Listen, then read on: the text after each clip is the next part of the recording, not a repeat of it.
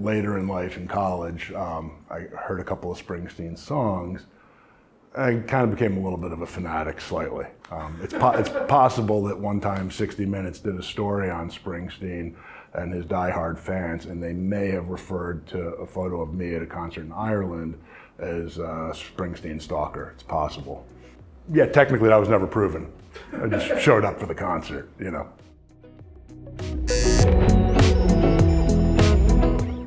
My name is Drew. I'm the Chief Dude Officer or founder of Derm Dude, and we're a brand about storytelling. We believe that your beards, your tattoos, are really about telling your own story, your lifelong journey, and we develop products that really help preserve and make your tattoos look their best, make your beard look, feel its best. And yeah, it really all ties back to your journey as a guy, as a dude, and products that we develop to help that journey along be its best. I was born in Freehold, New Jersey, where Springsteen was famously from. And when I was growing up in Jersey in the 80s, it was, you know, Metallica, Poison. I think our kickball team in the 6th grade we were called the Quiet Riots. So there definitely was no room for Springsteen. His songs had way too much meaning and purpose and, not enough guitar smashing.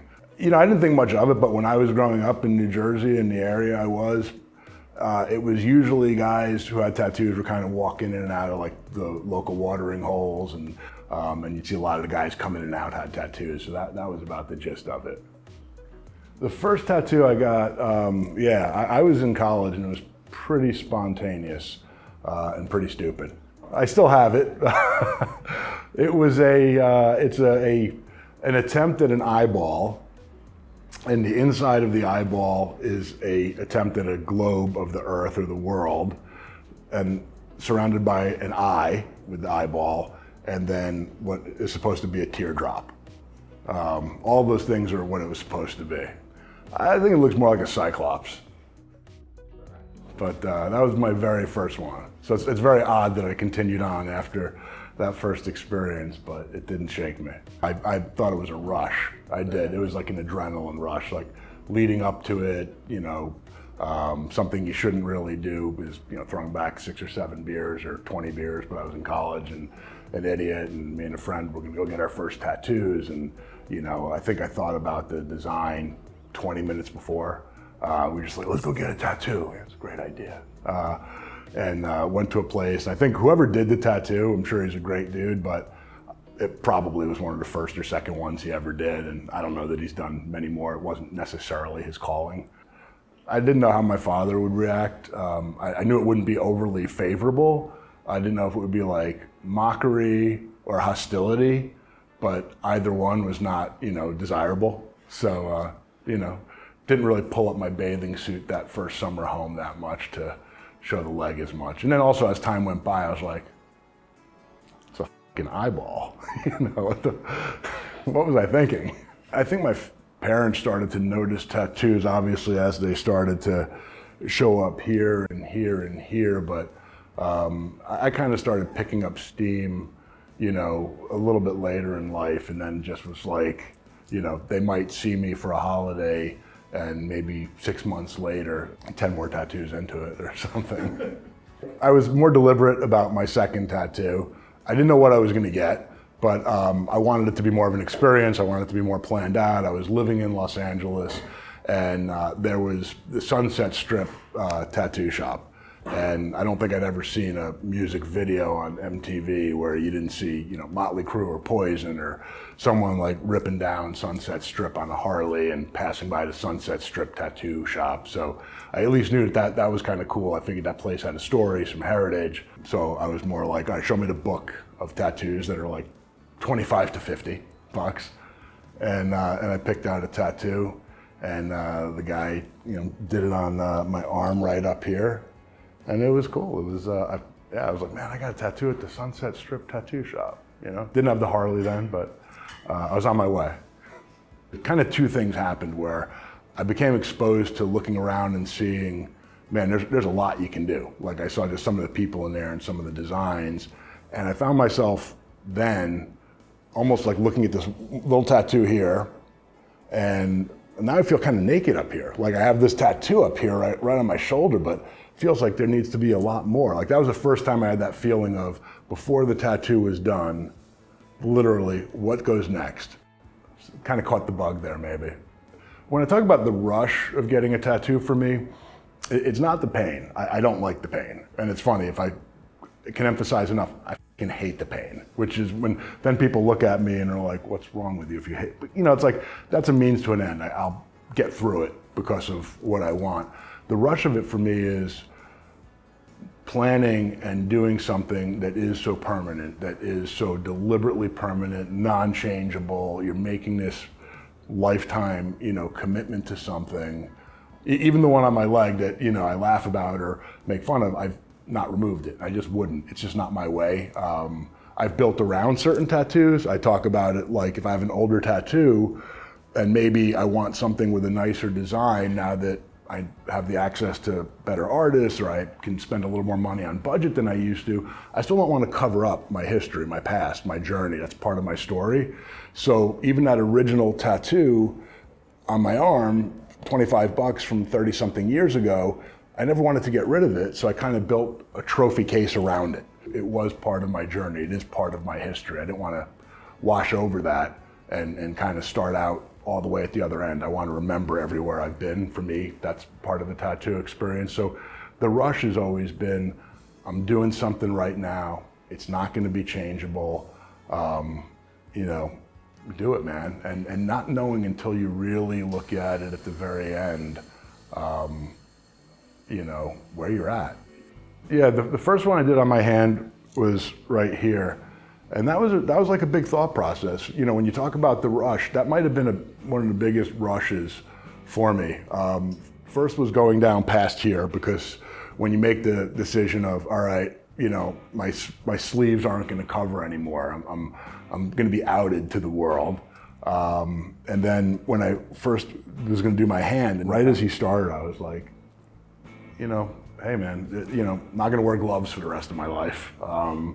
So it was I guess, empowering. It is that rush, but it's empowering. It's like making a commitment to yourself to a degree of saying, I don't give a what the world does think. For me, it definitely had that side of it of there is no turning back. You're never gonna work in a bank 9 to 5. Not that I could have been hired for a normal job anyway. But regardless, it was kind of like burning your ships and making sure that, there is no way backward. Tattoo on my arm from Sunset Strip was a Japanese kanji. It says, live for today, live for the moment. And it's something I struggle with. So in many ways, a lot of my tattoos, I refer to as Post-it notes to myself, reminders or my own therapy that just I can look at and remind me. My tattoos, at least for me, definitely influenced all of my life's decisions, because it's part of who you are, at least for me. I don't obsess about them, but I also, do put a lot of thought into them. I'm very aware and cognizant of the decisions I've made to get them. And, some tattoos I come up with in, a couple of weeks sometimes randomly, and sometimes it's been percolating for a few years. From a business-wise career perspective, my tattoos have influenced my life significantly. I've started out directing, writing, producing in California, owned an agency for a lot of years and worked with a lot of big brands, and was in the Hollywood world, directing celebrities, athletes, so on and so forth. And people are very aware of your appearance. And it's not until someone actually says that.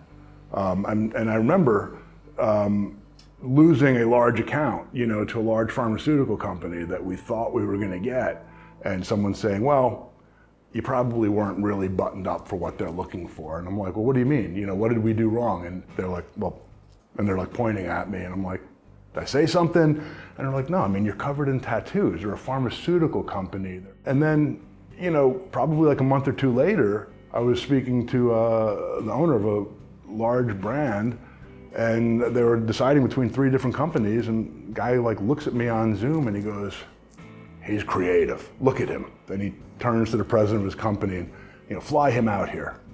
Do people judge a book by its cover? Of course. I think some are more overt and deliberate and intentional, and in a bad way, and it leads to a lot of really bad up things. But do people do it subconsciously? And yeah, we're not blind. We see what we see, and it triggers whatever emotion it triggers. So some people would see me as, the guy who looks really creative and is willing to step outside the box and break some rules and reinvigorate a campaign. And other people would look at it as, he's gonna fucking burn down our campaign and probably not follow any rules and probably burn our brand book. I've never had any regrets about any of my tattoos, and I've never had any regrets of, did this cost me any business, or did this work against me professionally? I really, I really didn't give a because my take on that was I was confident in what we were doing. The truth of the matter is I'm not doing it for anyone else. That they are for me. My tattoos are very hard to understand. If a stranger walked up, I don't think I have a tattoo on my body that anyone would really look at, maybe one or two, and know exactly what it is or what it means. This one on my thumb has Morse code behind it, and it has a real message, but it's a message for me. If I wanted it to be very clear, I would have just written it in English. Most of the text on my body is written in a variety of different languages. It doesn't mean that someone couldn't come up and translate, Greek or Spanish or what have you, but it's my way of not really being a billboard for other people to read with ease. It's for me to be aware of the things that are important to me, like that are me, and that have been part of me my whole life, my past, my present, where I'm going. They're a permanent impression of me for me. So to have any regrets about that, would be really kind of self-loathing, and I don't have that. So if someone doesn't, someone has an issue with it or doesn't want to hire me or work with me or play with me or date me or whatever, that's okay. I'm good with it.